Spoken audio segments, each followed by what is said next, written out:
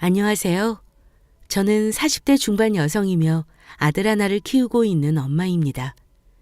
늦은 나이에 가진 아이라서 그런지 더욱 애틋하고 귀한 우리 아들. 눈에 넣어도 안 아픈 우리 아이를 보고 있으니 문득 전 남편이 생각나는군요. 그 사람과 헤어지고 나서 이렇게 귀한 아들을 얻게 되었으니 이혼은 신의 한 수가 아니었나 싶습니다. 그 당시에는 큰 충격과 상처로 힘들었지만 지금은 이렇게 곱씹어 볼 수 있는 여유가 생겼고 문득 그 시절이 생각나 이렇게 사연을 쓰게 되었습니다. 제 소중한 아들 자랑도 하고 싶고요. 저는 20대 초반에 전 남편을 만났어요. 그 시절 우리는 대학교 같은 과 CC였으며 컴퓨터 관련 학과를 재학 중이었습니다. 저는 컴퓨터 프로그램 개발 쪽에 큰 관심은 없었지만 비전이 좋다고 하여 진학하였어요. 그렇기에 전공 관련하여 재미있는 대학 생활은 아니었습니다. 그러나 남자친구는 개발 쪽으로 머리가 비상했어요. 졸업하기 전부터 교수님의 눈에 들어왔고 교수님의 추천으로 좋은 곳으로 취직 자리를 정해놓기도 했습니다. 남자친구는 대학 입학하자마자 군대를 다녀왔고 저보다 나이가 2살 많았기에 먼저 대학을 졸업하여 사회생활에 뛰어들었습니다. 그런 남자친구와는 달리 저는 프로그램 개발 관련하여 실력이 우수하지도 않았고 그저 그런 실력이다 보니 취직하기 쉽지 않았습니다. 남자친구 직장보다는 못하지만 어렵사리 겨우 취직한 곳에서 일을 배우며 자리를 잡게 되었어요. 그렇게 우리 둘은 바쁜 직장 생활을 보낸 지 1년이 흘렀습니다. 남자친구는 그 시간 동안 더욱 성장이 있더군요. 확실히 이쪽으로 능력이 있다 보니 나중에는 다니던 직장을 그만두고 따로 본인의 회사를 차려 승승장구하게 되었습니다. 동업하는 선배와 같이 뛰어들어 차린 첫 회사였지만 확실히 수입도 좋고 잘 나가는 남자친구를 보고 저는 대견하기도 하면서 부럽기도 했어요. 그런 저를 알기라도 하는지 대뜸 사업도 잘 되고 자리도 잡혀가고 있으니 슬슬 결혼하고 싶다고 하였습니다. 사업이 잘 돼가는 모습에 저희 부모님께서는 고민하지 않으시고 결혼을 밀어붙이셨습니다. 저도 결혼을 싫지는 않았기에 제 나이 25살에 결혼하게 되었고 남자친구는 그렇게 저의 남편이 되었습니다. 남편이 사업에 더 온전히 집중할 수 있도록 부랴부랴 결혼하고 신혼생활을 보내던 중 어느 날은 밥을 먹으며 제게 이러더군요. 자기 계속 그 회사에 다닐 거야? 왜? 아니, 내가 하는 사업도 잘 되고 있고 앞으로도 전망이 좋으니까 우리 둘이 사는 건 내가 혼자 버는 걸로 충분할 것 같아서 그 회사 다니는 거 힘들어하기도 했고. 힘들게 하지. 그래도 어떻게 나 혼자 쉬어. 자기는 고생인데. 나는 괜찮아. 쉬면서 집안일하고 서방 내조해주면 되지. 그리고 돈 버는 것보다 집안일이 더 힘들어. 우리 엄마 보니까 엄청나게 힘들어 하시더라. 난 나가서 쉬운 돈 벌기로 할 테니까 자기는 집에서 편히 쉬면서 가정주부 해. 정말 그래도 돼? 그럼 나 진짜 그만둔다? 그래. 남편의 배려 섞인 말에 저는 감동을 하였고 이참에 정말 일을 정리하고 집안 살림을 하며 남편을 제대로 내조해보고 싶어졌습니다. 그런 결심이 서자마자 제 핸드폰이 울리더군요. 전화를 건 사람은 시어머님이셨습니다. 얘야, 이번 주 주말에 시간 좀 내거라. 나랑 어디 좀 가게. 이번 주 주말에요? 별다른 계획은 없긴 한데 어디 가시려고요? 우리 동네에 큰 한의원이 하나 있는데 거기서 너 보약 한 재 지어주려고 그러지. 갑자기 보약이요? 감사한데 저 어디 아픈 것도 없고 튼튼해요. 되려 제가 보약 지어드려야 하는걸요. 아이고, 자고로 여자는 몸이 따뜻해야 하는 법이야. 그래야 얼른 아기도 같지. 내가 저번에 보니까 손발도 차고 몸도 빼짝 말라서 못 쓰겠더라. 아기 가질 수 있게 몸을 다스리는 한약이 있다고 하니까 그거 한 재 지어주마. 그럼 주말에 보는 걸로 하고 난 이만 끊는다. 갑작스러운 어머니의 보약 타령에 저는 당황스러웠습니다. 남편에게도 이 사실을 말했죠. 남편은 대략 짐작한다는 듯이 심드렁한 표정으로 제게 말했습니다. 어머님이 나 보약 지어주신대. 임신할 수 있도록 몸 가꿔주는 한약으로. 갑자기 왜 임신 타령이시지? 우리 엄마 빨리 손자보고 싶어 하셨어. 저번에 나한테도 그러시더라. 젊을 때 빨리 애 갖는 게 좋다고. 두고 보니 나도 엄마 말씀이 맞는 것 같아. 우리 아이 갖는 거 미룰 수 없잖아. 그래서 임신 계획을 서두르자는 거야? 나는 아직 아기 생각 없단 말이야. 일도 그만 다니라 그러고 아기도 갖자 그러고. 자기 혹시 어머님 말씀 듣고 임신 계획하려고 회사 그만두라고 한 거구나? 꼭 임신 때문은 아니지만 겸사겸사 말한 거지 뭐. 자기도 아이 빨리 갖고 싶어? 아이 생기면 좋지. 나야 미룰 게 뭐 있어? 결혼 전에는 몰랐던 남편의 모습에 저는 조금 놀랐습니다. 아이를 별로 안 좋아하는 줄 알았는데 임신 계획을 서두르고 싶어 했어요. 아무래도 빨리 손자를 보고 싶어 하시는 어머님 등살에 넘어간 것 같기도 합니다. 놀라움과 당황스러움이 뒤섞였지만 남편의 말처럼 임신 계획을 미룰 수는 없었습니다. 남편의 사업이 잘 풀리면서 경제적으로 어려운 것은 없었으니까요. 또 미룰 이유가 없다면 늙어서 아이 낳고 고생하는 것보다 젊을 때 아이 빨리 갖는 게 오히려 더 좋을지도 모른다고 생각하게 되었습니다. 돌아오는 주말 저는 시어머님을 따라 한의원을 방문하게 되었습니다. 임신 계획이라는 말을 듣고 제 몸 상태를 확인하며 맥을 짚던 한의사는 그러더군요. 태생적으로 마른 체형에다 몸이 차기 때문에 아기집이 약하네요. 몸을 따뜻하게 다스려 자궁을 강화할 수 있는 한약을 처방해 드릴게요. 라고 했습니다. 크게 생각하고 있지 않던 부분이었는데 아기집이 약한 상태라 하니 조금 염려가 되었습니다. 시어머님도 저와 같은 마음이신지 연거푸 하루 아침 저녁 2번씩 잊지 말고 꼬박꼬박 챙겨 먹으라고 하시더군요. 그날부터 어머님은 자주 전화를 주셨고 혹시라도 잊어버리고 한약을 안 챙겨 먹을까 늘 확인하셨습니다. 그러니 잊어버릴 새가 없었어요. 한약을 꼬박꼬박 챙겨 먹은 지 3개월이 흘렀습니다. 슬슬 임신이 되어야 하는데 이상하게 우리 부부에게 아이는 찾아오지 않았어요. 하루는 어머님께서 집에 방문하시어 떨어진 한약을 더 지어다 주셨습니다. 아니, 너 꼬박꼬박 한약 잘 챙겨 먹고 있는 거 맞냐? 먹기 싫어서 나 몰래 버리는 거 아니야? 아니에요, 어머니. 저 하루에 2번씩 잊지 않고 잘 챙겨 먹고 있어요. 그리고 어머님이 지어주신 건데 그걸 어떻게 버려요, 아깝게. 그럼 임신해야지. 왜 여태 소식이 없는 거야? 너희 부부 노력 안 하니? 한약도 잘 챙겨 먹고 열심히 노력도 하는데 이상하게 임신이 안 되네요. 더 노력해 볼게요. 주변에서 오히려 더 신경 쓰고 스트레스 받으면 아이가 잘 안 생긴다고 하더라고요. 그러니 너무 조급해하지 마시고 편하게 마음먹을 수 있게 기다려주세요. 스트레스 받아서 갖기 힘든다니 더 뭐라 할 수도 없고. 그래, 알겠다. 이 한약 잊지 말고 잘 챙겨 먹고 항상 몸 따뜻하게 하고 다니고. 알겠니? 조급해하는 시어머니를 달래고 잠시 후 댁으로 돌아가셨습니다. 그러나 이상하게 제 마음은 편하지 않았어요. 한약 먹기 전에는 임신 준비나 슬슬 해볼까 하는 마음으로 쉽게 생각했는데 한약 먹은 지 3개월 동안 소식이 없으니 되려 조급한 건 저였거든요. 애써 외면하고 있었는데 어머님이 저러시니 심란해져 갔습니다. 그렇게 몇 달이 흘렀을까요? 어느덧 한약을 먹은 지 1년이 되었습니다. 하늘은 여전히 저희 부부에게 어여쁜 아이를 선물로 주지 않았고요. 이런 상황이 이어지다 보니 마음을 편히 먹으시던 시어머님께서는 오만 걱정을 하기 시작하셨습니다. 더불어 제 불안감도 커졌고요. 젊은 나이라 조금만 관리하고 신경 쓰면 금방 가질 수 있을 거라 생각했는데 제 오만과 착각이라는 것을 점차 실감하게 되니 아이에 관한 생각은 더욱 간절해졌어요. 저는 그런 남편에게 진지하게 병원에 가야 할 것 같다고 이야기하였습니다.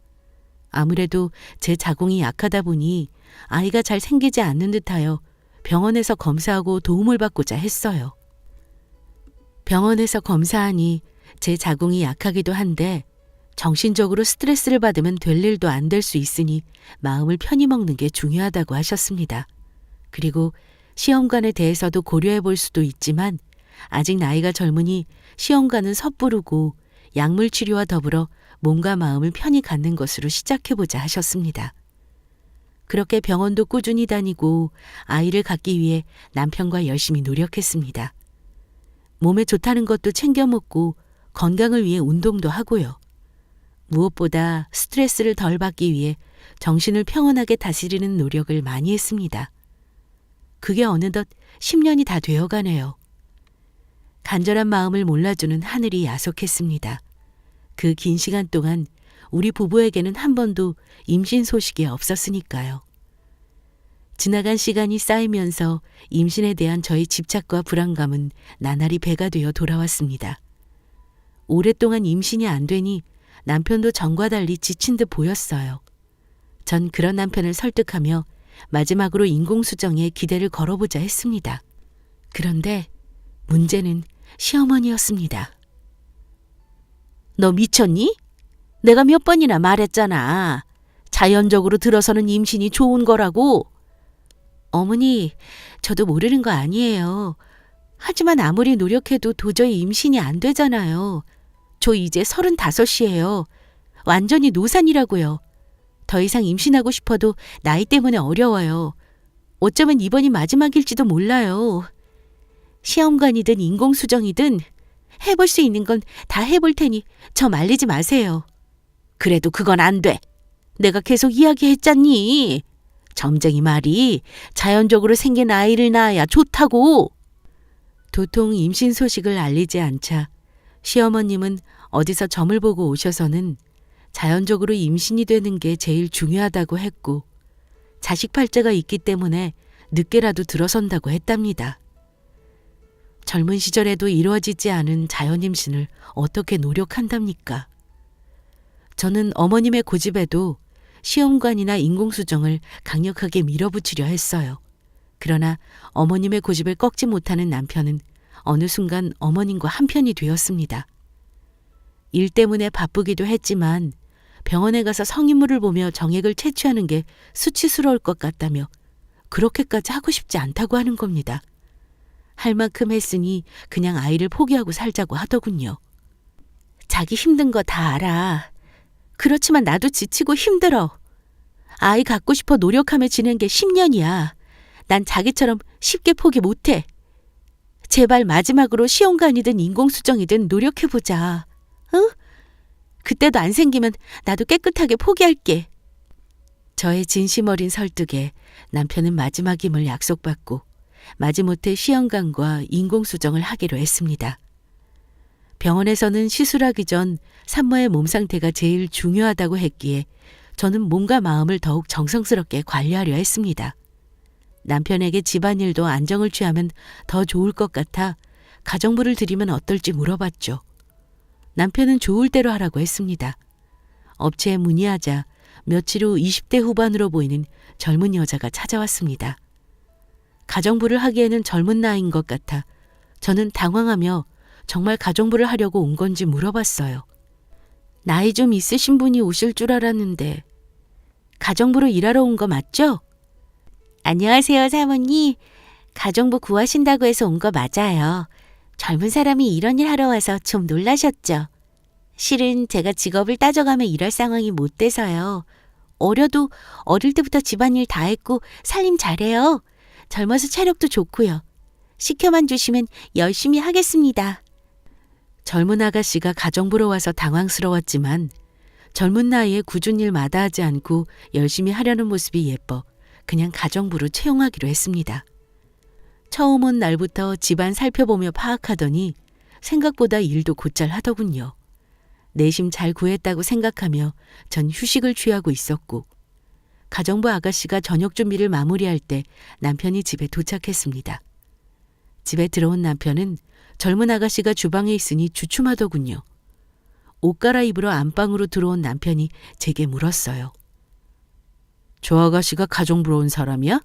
응. 자기도 젊은 아가씨가 와서 놀랐지. 나도 처음 보고 당황했어. 그런데 이야기 들어보니까 일 가리며 할 처지가 못 된다고 하더라고. 하루만 채용해볼까 생각하고 일 맡겼는데 생각보다 되게 잘한다? 손도 야무지고. 그래서 앞으로도 쭉 쓰려고. 그래? 사정은 딱하긴 한데 그래도 젊은 아가씨가 우리 집에서 가정부 한다고 하니 좀 그렇네. 집에서 옷도 편히 못 입고 불편할 거 아니야. 자기가 왜 불편해? 어차피 자기 이 시간에 오거나 늦게 오잖아. 가정부 아가씨는 저녁하고 설거지하면 갈 건데 뭐. 저 아가씨 보는 시간 많지 않으니 걱정 마셔. 라고 이야기하며 마무리하였습니다. 그래도 남편은 젊은 아가씨가 불편한지 저녁을 서둘러 먹고는 안방으로 들어가 버리더군요. 그러던지 말던지 저는 가정부 아가씨 덕에 몸도 마음도 편해져 좋았습니다. 그 아가씨는 계속 우리 집으로 출근했고요. 그런데 가만 보니 젊은 아가씨가 야무지게 일도 잘하는데 성격도 참 좋았습니다. 늘 웃는 얼굴에 서글서글하니 친화력이 참 좋더라고요. 애교 있는 말투와 행동으로 저와 빠르게 친해질 수 있었습니다. 일을 어느 정도 하고 잠시 쉴 겸 저랑 이야기를 나누게 되었어요. 그런데 사모님, 사장님은 언제 만나서 결혼하신 거예요?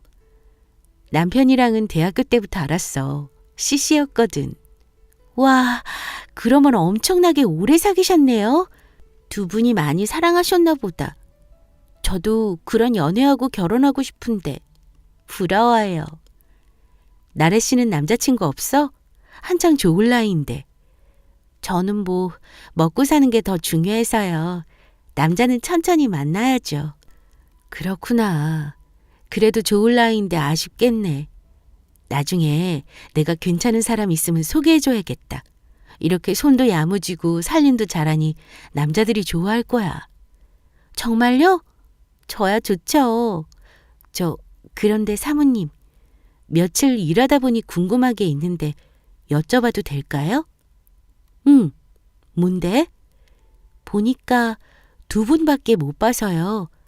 혹시 아이는 없으신가요? 조심스러운 나래 씨의 물음에 저는 긴 한숨을 쉬었습니다. 그런 나래 씨에게 그동안의 이유를 이야기해 주었어요. 좋을 것도 없는 이야기인데 이상하게 나래 씨를 편하게 느낀 저는 그동안의 세월을 신세한탄하며 풀어놓고 있더라고요. 제 이야기를 들은 나래 씨는 좋은 소식 있을 거라며 저를 위로하기 바빴습니다. 그런 그녀의 태도에 제 마음이 풀어지더군요. 전부터 동생 하나 있었으면 하는데 제 친동생이 생긴 듯 그런 그녀가 편했습니다. 때로는 동생처럼 때로는 친구처럼 의지하며 지내게 되었습니다. 그렇게 몇 달이 지났을까요? 어느 날은 시어머니께서 제 덕이 부족하여 자식 문이 열리지 않는다는 스님의 말을 들으시고는 공을 세워야 한다며 저와 같이 절을 가자고 하셨습니다. 저는 그런 소리 믿지 않았지만 저와 마찬가지로 시어머님 또한 간절한 마음일 테니 무시할 수 없었습니다.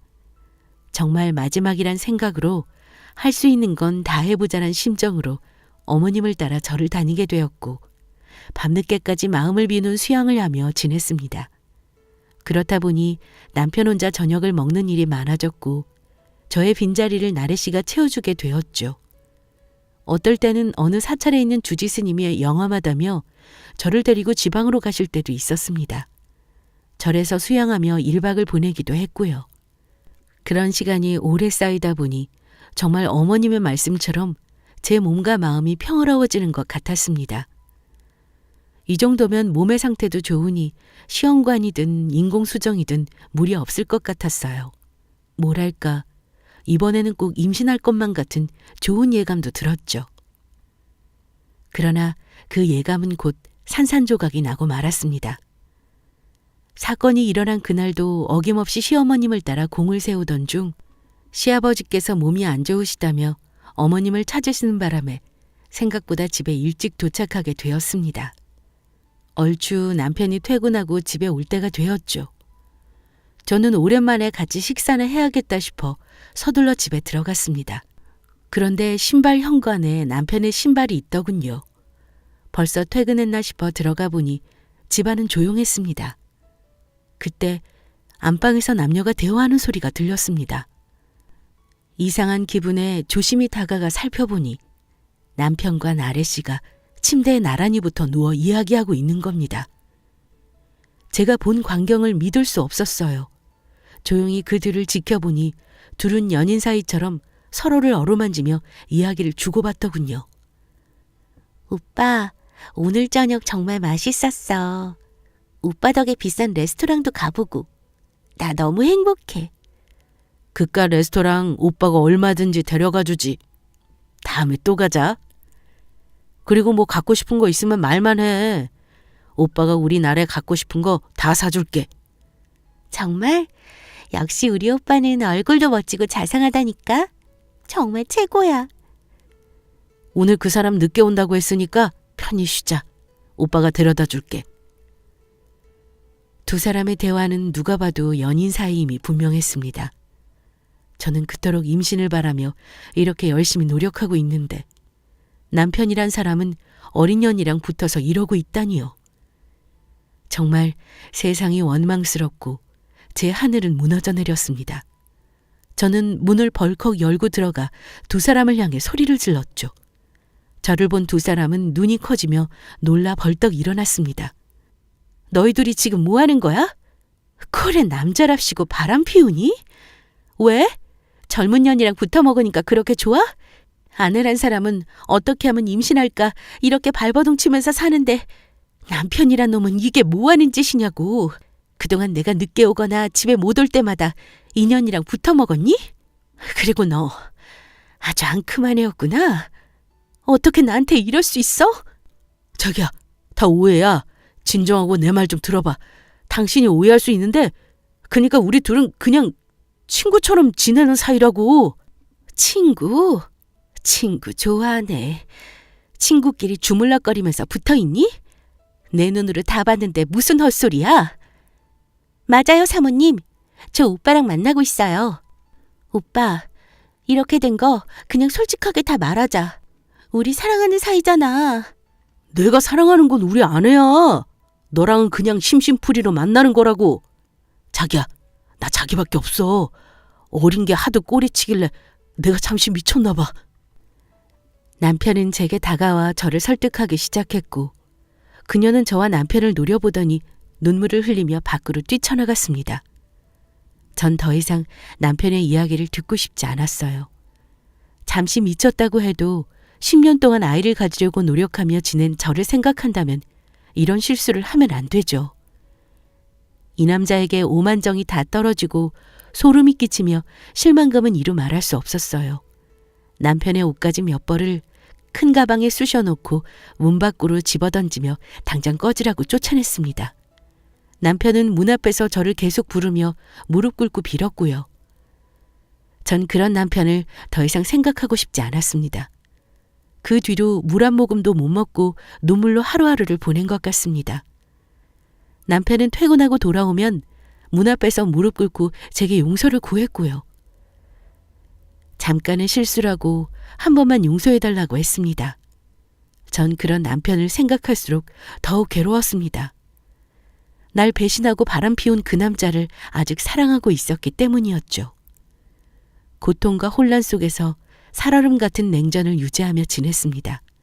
남편은 그 여자를 다 정리했다며 제게 용서를 구했고 전 텅 비어버린 빈 껍질인 채로 몇 달을 허송세월로 보냈습니다.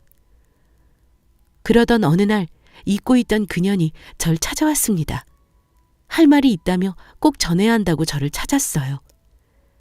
침대에서 힘겹게 몸을 일으켜 저를 보고 서 있는 그년을 지나쳐 소파에 앉았습니다. 남편은 그년을 보고 여기 왜 왔냐고 안절부절 못하더군요.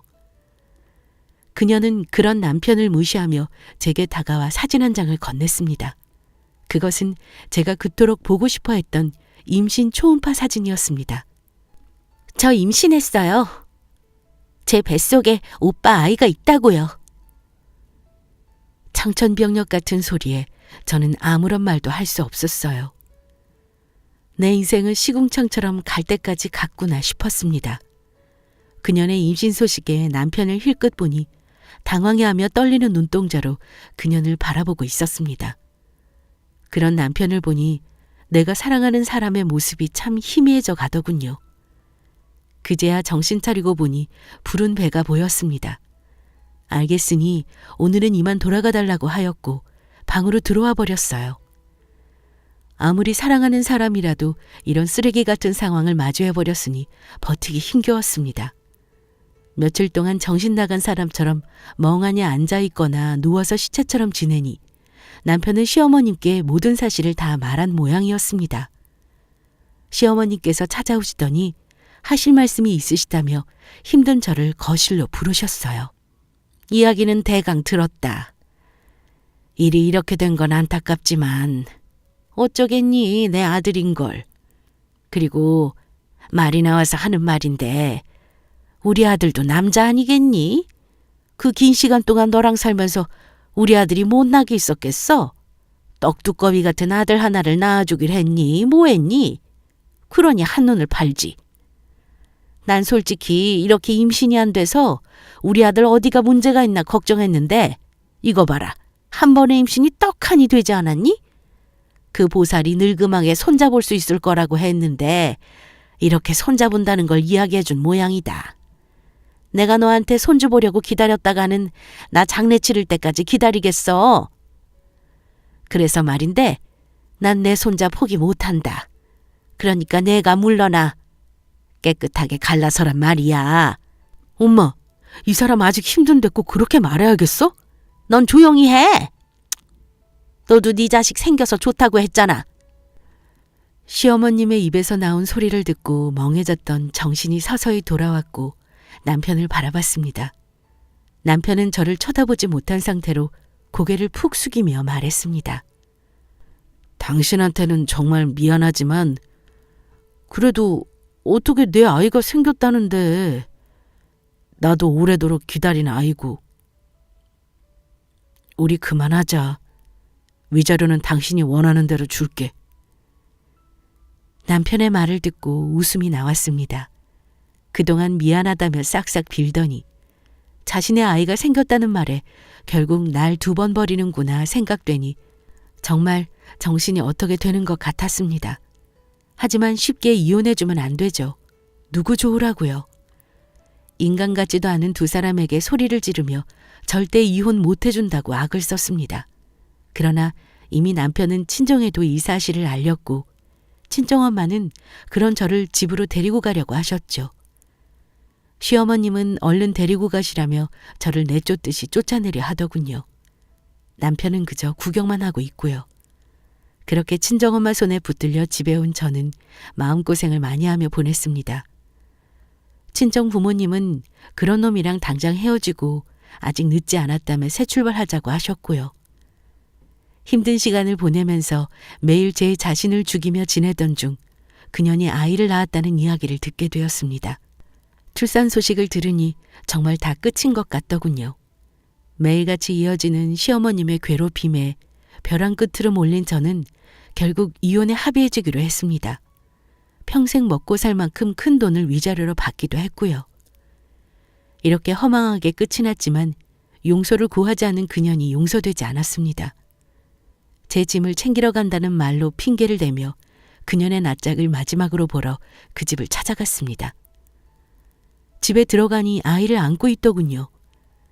그년에게 시원하게 욕이나 저주라도 퍼부어 주려고 하는 찰나 아이의 얼굴을 보는데 뭔가 이상했습니다. 아이가 남편과 하나도 닮지 않아서였죠. 저도 모르게 혼잣말로 그이랑 하나도 안 닮았어 라고 말하였고 순간 그년의 눈동자가 떨리는 것을 알 수 있었습니다. 뭔가 숨기고 있는 것처럼요. 헛소리하지 말고 당장 꺼지라며 그녀는 절 밀쳤습니다. 전 균형을 잃어 휘청거리는 척하며 아이의 쪽쪽이를 몰래 챙겨서 그 집에서 재빨리 나왔고요. 그리고 가지고 있던 남편의 물건과 아이의 쪽쪽이를 대상으로 친자 검사를 했습니다. 그 결과 대반전이 일어났어요. 제 예상대로 그녀나 아이는 남편의 아이가 아니었습니다. 전 그 결과지를 가지고 집으로 찾아갔어요. 마침 집에는 손주를 보러 오신 시어머님이 계시더라고요. 남편과 시어머님께 보란 듯이 결과지를 보여주며 친자식이 아니라고 말했죠. 남편은 믿을 수 없다며 충격을 받았습니다. 시어머님은 아이를 못 가져 제가 질투해서 조작한 것이라며 그럴 일 없다고 난리를 쳤습니다. 저는 이 결과지를 보고도 못 믿겠으면 다시 검사해보라고 했고 그 결과를 보고 당황한 듯한 그녀는 당장 나가라며 제게 소리를 쳤습니다. 전 아랑곳하지 않고 웃으며 이미 파국으로 이어진 가정이니 알아서들 잘 살라고 하고 나왔습니다. 그 일이 있고 며칠 뒤 남편은 우리 친정 앞에 찾아와 무릎 꿇고 울며 미안하다고 다시 자신을 받아달라고 애원했습니다. 문을 열어주지 않으니 온갖 전화며 문자가 왔어요. 그리고 시어머님에게도 연락이 왔습니다. 친자식이 아닌 아이를 낳은 그녀를 쫓아냈다며 미안하다고 사과를 하셨어요. 알고 보니 시어머님은 제가 준 결과지가 의심스럽다며 다시 검사하자고 하셨고 그 결과 친자가 아님을 정확히 확인한 순간 그년과 아이를 쫓아냈다고 합니다. 그리고 계속 임신이 안 되는 아들이 의심스러워 병원 검사를 하였고 무정자증이라는 결과가 나왔다며 그동안 임신이 안 된 원인이 본인이었다면서 정말 제게 미안하다고 통곡을 하는 전 남편. 전 그런 둘을 만나지 않고 연락도 다 차단하며 철저히 무시했습니다. 계속 집에 찾아와 귀찮게 구는 바람에 연락처도 바꾸고 집도 이사했고요. 친정 부모님께서는 젊은 나이라 안타깝다며 재혼을 하라고 설득하셨고 지인의 소개로 1살 많은 남자를 소개받아 재혼하였습니다. 그러다 신혼기간 중 하늘이 주신 선물로 임신을 하게 되었어요. 나이가 많아서 임신을 포기하고 있었는데 정말 그 무당의 말이 맞았는지 늙음하게 아이를 가졌습니다. 소중하고 아주 예쁜 아들을 낳았어요. 우리 세 가족은 행복한 날들을 보내고 있었어요. 저는 한번 가정의 실패를 얻은 상처를 잘 치유하여 잊고 있었죠. 그러나 우연은 참 기가 막히게 일어났습니다. 우연히 아들을 데리고 남편과 외식을 하다가 계산을 하던 중 전 시어머님, 시아버님, 전 남편이 식사하러 왔는지 식당 안으로 들어오더라고요. 저를 본 시어머님과 남편은 걸음을 멈춰섰습니다. 처음에 알아본 저도 주춤거렸지만 곧바로 밝게 웃으며 인사를 건넸어요. 안녕하세요. 식사하러 오셨나 봐요. 그동안 잘 지내셨죠? 전 남편이랑 식사하고 나오는 길이에요. 보시다시피 좋은 사람 만나서 새 가정 꾸렸거든요. 참, 우리 아들이에요. 너무 예쁘죠? 당신 덕에 이렇게 아이도 갖게 되고 정말 고마워. 그리고 어머니, 그 무당 실력 좋네요. 늙음하게 아이 갖는다는 말이 맞았어요. 식사 맛있게 하세요. 저는 이만 가볼게요. 시어머님은 저를 째려보고 계셨고 전 남편은 멍하니 우리 가족을 쳐다보더라고요. 그런 그들을 지나쳐 나와 남편의 손을 잡고 집으로 향했습니다. 집으로 돌아오는 내내 기분이 참 좋았습니다. 이런 우연이 어디 있나. 세상 참 좁다 싶다가도 나의 행복한 순간을 보란듯이 보여줬으니 신이 나더군요. 지금의 내 남편과 아들이 참 자랑스럽고 더욱 사랑스럽게 보였어요. 저는 앞으로 우리 가족과 꽃길만 걸어보려 합니다. 지금까지 제 긴 이야기 들어주셔서 감사합니다. 여러분 가정도 항상 행복하세요.